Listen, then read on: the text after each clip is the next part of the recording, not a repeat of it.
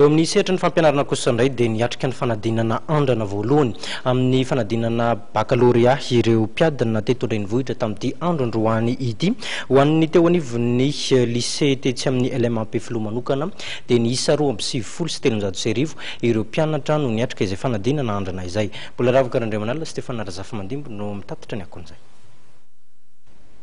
Ny taranja malagasy no nanomboana ny fanadinana andrana voalohany amin'ny baccalauréat ho an'ireo mpianatra manomana fanadinana baccalauréat teto anivon'ny LMAP Filoha tamin'ity androany ity.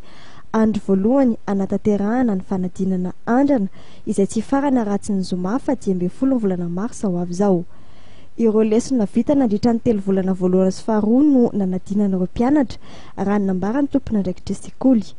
Tsy dia nampanano soratra firy kandida ny taranja natrehany androany saingy misy ihany koa ireo taranja mbola nanan'izy ireo olana kely.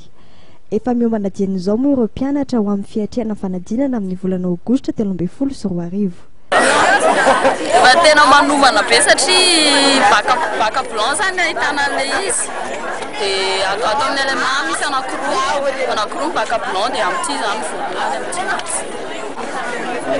Asotrosa tokony zany dia mianatra riva fomaraina dia sy manao résumé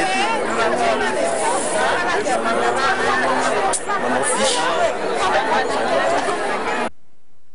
Amin'ny mahafanadinana andrana azy dia natao anaraka ny endriky ny fanadinana ara-panjakana ireo laza adina sy ny fanaraha-maso izay natao. Miatrika ny fanadinana andrana indroa ireo kandida ao anatin'ny taom-pianarana iray. Ny fanadinana andrana faharoa moa dia ho tanterahana ny 17 Jona ka hatramin'ny 20 ny volana Jona ho avy izao.